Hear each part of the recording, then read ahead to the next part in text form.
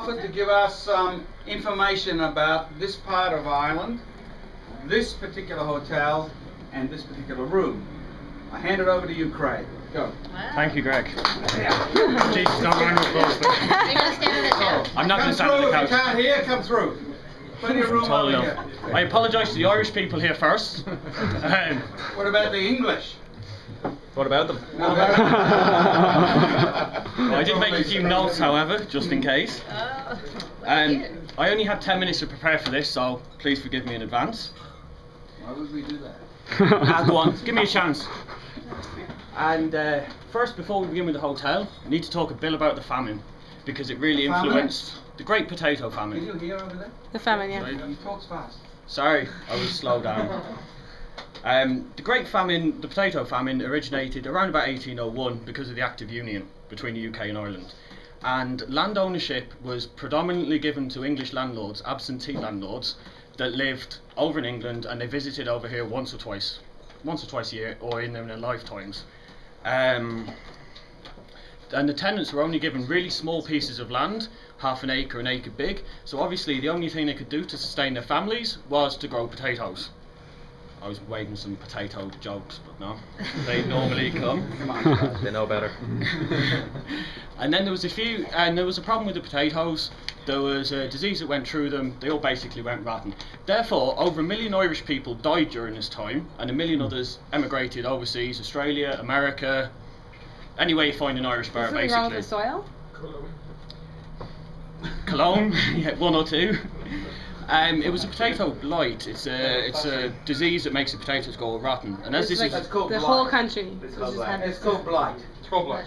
Blight. Blight. It's still a disease today. still a disease today, yeah. Like, There's a microbiologist working on you here. not microbiologists. And obviously that made a lot of the people that were left around Ireland in the countryside, Clare, Kerry, etc., move into Dublin. So therefore this whole area here was all Georgian houses owned by the rich English landlords until they all went back to England.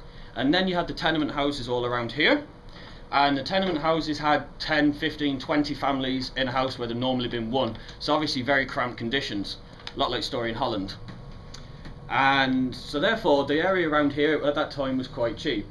Now a guy called Martin Burke, a Tipperary man, Tipperary is a county in Ireland, one of the biggest, if not the biggest. It's down in the south, beautiful county, Rock of Cashel, some of you may have heard of it, it's also down there.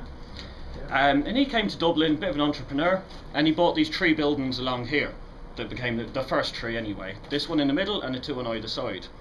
And what he did, he wanted to create a hotel for the wealthy. He was an Englishman, or he's an Irishman, but he was a Protestant, he was Anglo-Irish. And he wanted to create somewhere for the English gentry to come across. So he made this place. But due to the Anglo-Irish Treaty, the people weren't allowed to actually renovate the buildings around here. It's too much, they weren't allowed to join a lot together. So what he did is, there was a big black ironwork balcony across the 3 buildings, and he emblazoned the Shelbourne Hotel across there. And that was how he got around that one. You have done your research. Blah blah blah blah blah. Oh, in 1825, by the way, the Shelbourne Hotel was the first hotel in Ireland to get gas lighting. It's kind of a 1825. It was in England about 50 years before, I think. But either way. Yeah, the Irish had gas long before that. Oh yeah, we're full of it. And obviously, and obviously, due to the famine and lots of other troubles that were happening at the time, Easter Sunday 1916 there was a bit of an uprising, as some of you I'm sure may know. The Stephen's Green Park over there, the Irish Citizens Army, they took over that park for a while, dug entrenchments, and it was kind of a bit of a mistake. The English sent 40 soldiers over here to the Shelbourne Hotel, where they garrisoned it, and they shot their ammunition down. Luckily for the Irish Citizen Army, they had an insider here. There was a porter. His name's not actually been released, or I don't know it if he did, but what he did is he climbed to the roof of the hotel and he signalled to the Irish Citizen Army over the road where to fire their ammunition where the soldiers were. So there was this workaround there. And 1916, Easter Sunday. It was really funny. On the Wednesday, when the fighting really started, they actually moved. They actually moved the breakfast tea from the front where it was into what's now the Horseshoe Bar. They still had their tea. Bombs, they sandbagged the doors, barricaded the windows, everything, and still drank cups of tea. Much the same as we would. And then from Wednesday onwards, it was used as a hospital for both sides. Both the English and the Irish soldiers that died or were injured came over here, and they were looked after mostly by the guests. There was a couple of doctors staying here at the time, and they looked after them. And then we move on to the Second World War, when that outbroke. So here comes the bit for our German friends. Alois Hitler, who was Adolf Hitler's half brother. You're all getting a bit. Yeah, I'll make it fair, Greg, you know, share it around. But it's not your fault, you know. no, we're not blamed. None of us were alive back then. Yeah. None of us were alive. No one can be blamed. Japanese here, Paddy. No judgment. I'll tell you about the Japanese. No, we'll save that one for another day. And no, Alois Hitler worked here. He was Adolf Hitler's half brother. And then during the outbreak of war, this hotel actually became a bit of a hub for the English military, and all the German employees here, there was 8, I think, don't quote me on that, but I think there was 8 of them, and they were all interned in prison because they were obviously spies. Obviously, goes without saying. Right, so some people have to work. Speaking of